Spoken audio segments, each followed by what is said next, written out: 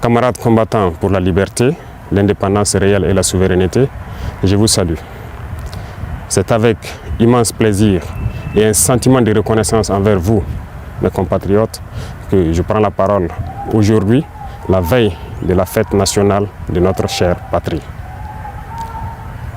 Avant tout propos, j'aimerais donc remercier le bon Dieu qui a fait en sorte que ce jour soit et pour tous les bienfaits pour notre chère patrie durant toute cette année 2025.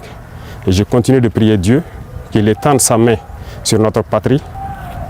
Je rends un vibrant hommage à toutes nos forces combattantes qui aujourd'hui, depuis plus d'un an, sont lancées dans une offensive audacieuse dans des territoires qui étaient autrefois considérés comme des bastions de l'ennemi et qui sont en train d'effectuer avec brio la reconquête de notre territoire. Plusieurs zones ont été reconquises en un mois où nos forces combattantes ont mis pied et s'y sont installées.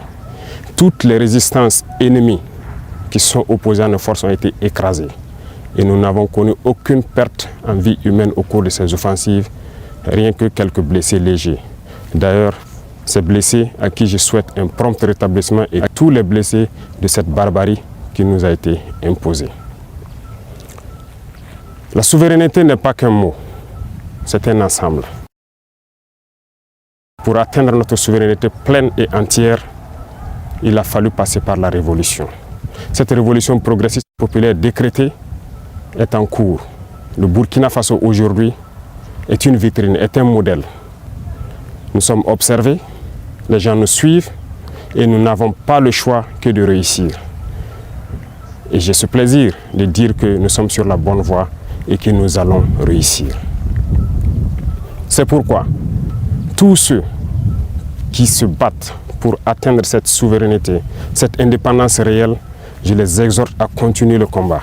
Et tous ceux qui étaient encore dans le doute doivent rejoindre le bateau et pouvoir conjuguer ensemble nos efforts. Tous ceux qui communiquent pour éveiller les consciences de nos populations doivent encore amplifier la communication, intensifier, redoubler d'efforts. Des exemples nous sont donnés à travers le monde, à travers l'Afrique. Ces organisations africaines qui brillent par leur médiocrité, qui ont des comportements aux antipodes de l'honnêteté, qui ont des comportements aux antipodes de l'africanité, sont des exemples palpables qui doivent nourrir les débats pour pouvoir éveiller les consciences des jeunes. À tous ces opérateurs économiques qui avaient l'habitude, depuis des décennies, d'exporter nos matières premières et de réimporter des matières finies, je les exhorte à changer de logiciel, à comprendre qu'il faut industrialiser notre patrie. C'est là la souveraineté. Ça créera de l'emploi et ça nous permettra de transformer nos matières premières et maintenant devenir exportateurs des produits finis.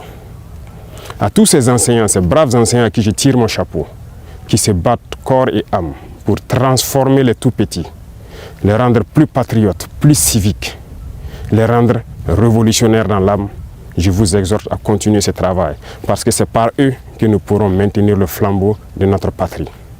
À tous ces acteurs du monde de la santé qui font des prouesses aujourd'hui, qui hier nous croyions impossibles au Burkina Faso, je vous exhorte à continuer de vous battre.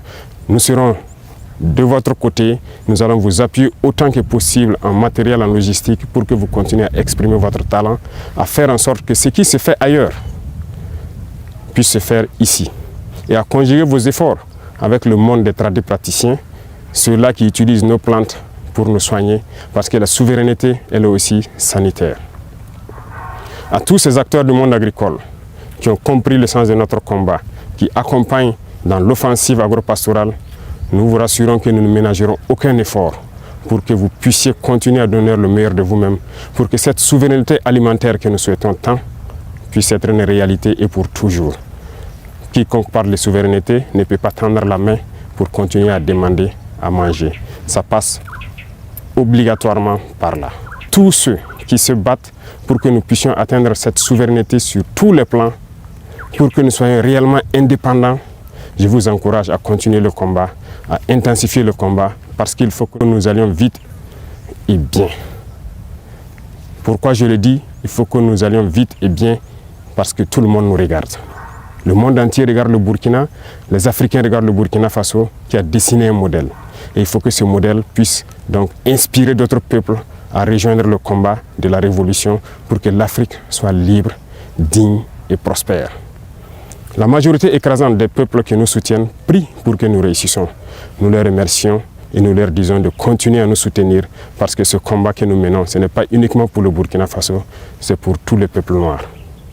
Cette minorité qui est encore perdue, égarée, qu'elle soit bien au sommet des États ou bien ces populations qui n'ont pas encore compris, qui continuent à prier pour que nous échouons, nous leur disons merci parce que leur haine nous permet également de continuer le combat et d'aller de l'avant. Et j'espère qu'elles comprendront un jour revenir à la raison et pouvoir se débarrasser de ces gènes de l'esclavage qui les tiennent. Le combat contre l'impérialisme, le néocolonialisme et toutes ces manifestations se mènent tous les jours que Dieu fera. Nous ne baisserons pas les bras, nous continuerons sur notre lancée et je pense que toute la jeunesse est aussi invitée à s'exprimer. Nous continuerons à les encourager pour que nous puissions atteindre nos objectifs parce que la souveraineté, l'indépendance, la liberté que nous voulons pour vivre en paix au Burkina Faso, c'est tout cela. Voilà pourquoi je dis que ce n'est pas qu'un simple mot, c'est un ensemble. Aujourd'hui, nous sommes fiers de dire que nous avons fait des progrès, tant sur le domaine industriel, industrie civile que militaire. Nous avons fait des progrès sur le domaine de la santé, nous avons fait des progrès sur le domaine des infrastructures, nous avons fait des progrès sur le domaine de la défense, de la reconquête. Ces criminels qui avaient occupé ces zones de notre patrie, croire que c'était leur sanctuaire, ont été délogés dans plusieurs zones, sont en train de fuir le Burkina Faso. Vous verrez certainement des images de leur fuite, mais nous leur disons qu'à présent, ils n'ont que deux choix. Fuir le Burkina Faso ou mourir, parce que les forces combattantes sont engagées dans cette offensive et ça va continuer. Nous allons poursuivre jusqu'aux limites de nos frontières et sécuriser le Burkina Faso pour que le Burkina Faso vive en paix, se développe, soit prospère, soit un modèle qui inspire les autres nations.